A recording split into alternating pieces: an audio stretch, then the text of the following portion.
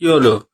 এই হ্যাঁ, শাড়িটা নাকি তুমি সিকিমে পরে যাওয়ার কথা, বা ওখানে গিয়ে নাচ গান করার কথা, রিলস বানাবে বলেছিলে এই শাড়িটা পরে। হ্যাঁ, আরে এই সেই ভাইরাল শাড়িটা, যেটা আমি প্রথমবার জীবনে মিশো থেকে কিনেছিলাম।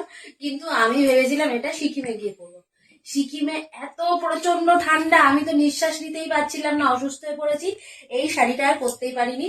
তাই আজকে আমাদের পাড়ায় একটা ছোট্ট পুচকি বাচ্চার অন্নপ্রাশন ছিল, তো সেখানেই গিয়েছিলাম এই শাড়িটা পরে। বেশ কমফোর্টেবল শাড়িটা, মানে খুব ভালো লেগেছে শাড়িটা পরে। সুন্দর করে ব্লাউজটাও বানিয়েছিলাম।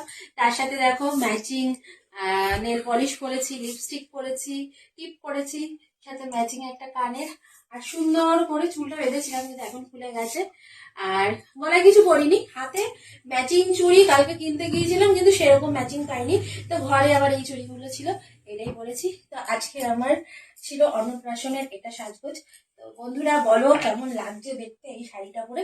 শাড়ির কালারটা আমার মানে দুর্দান্ত লেগেছিল। শাড়িটা আমি বয়ে বয়ে সিকিমে নিয়েই গেছিলাম, এটা আর আমি ওখানে গিয়ে পরতে পারিনি, তাই দুঃখিত। কিন্তু আজকে আবার খুব হ্যাপি হয়েছে শাড়িটা পরে। ভালো লাগছে তো আমাকে দেখতে? হুম। সুন্দর। ইউ। হ্যাঁ, ফটো করে তোমাদের সাথে পোস্ট করবো।